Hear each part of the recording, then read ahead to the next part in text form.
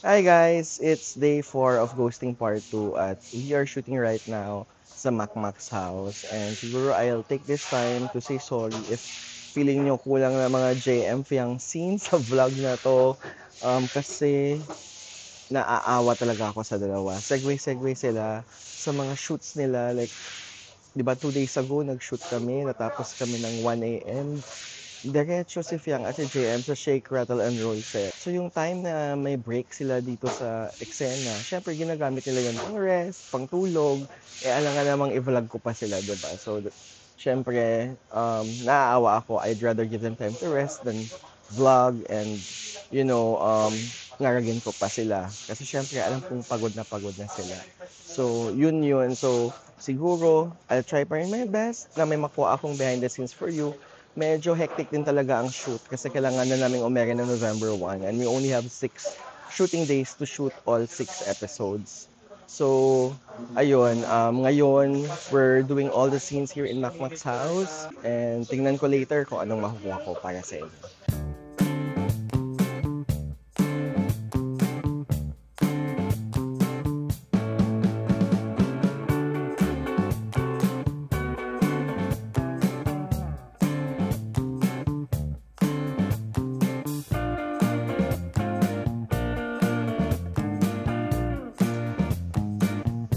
Okay, we just finished one scene and Fiang just arrived.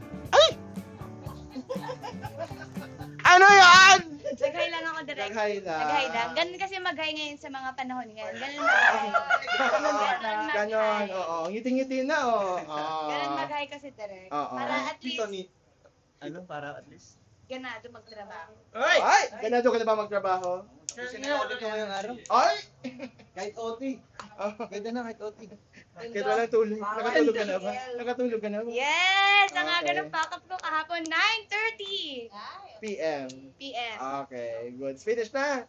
Finish! Yay! Ay, hindi po direct. Hindi Pwede pa. kami kapon. Ay, bukas. Bukas. 5 AM call time. Thank you! Okay, tama-tama. 2 AM ka papakap ngayon. Sakto. Ganda. Ganda. Oh, sige. See you later. Bye! Bye-bye.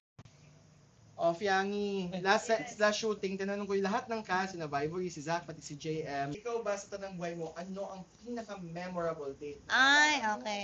Isang beses lang ako inaya mag-date. Siya pa nag-aya sa akin na mag-date. Saan kayo pumunta? Valentine's, tapos, ng mga panahon na yun. Charon. Saan kayo pumunta?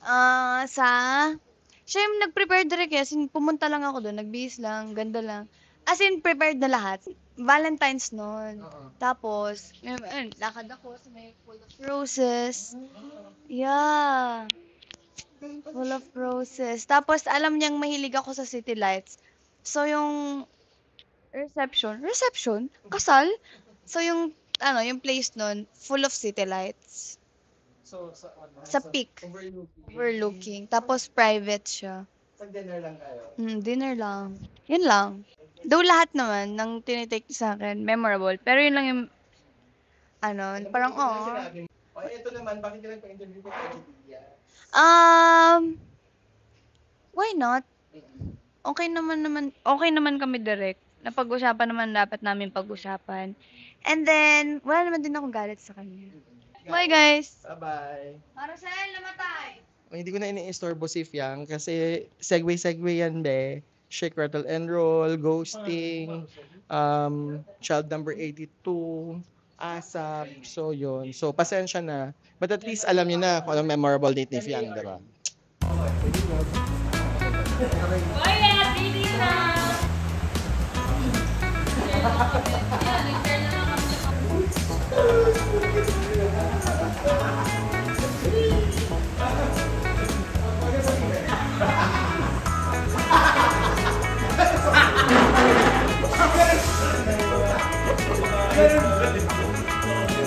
Tao po!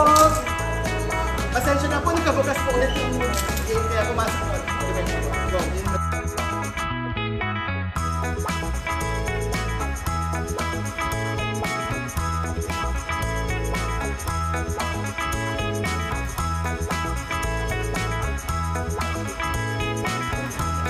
Kumusta yung wedding ano nyo, scene nyo? Teary Teary-eyed siya, na-imagine niyo ako. Hindi ko mga-get. Na-imagine niya ako direct. Oo nga. Kita mo yung mata niya direct. Wala na sa character yun. Na-teary-eyed siya. Ikaw naman dapat, di ba, Direk? Damdamin mo. O sorry namnam mo na ako yung bride mo. Hindi, inisip ko si Nancy yung karat. Eh! Huwag mo naman mami nun. Conjuring. Conjuring gusto mo makita. So na-imagine mo ako yung bride mo. Sorry po, nagagalit na si Hannah.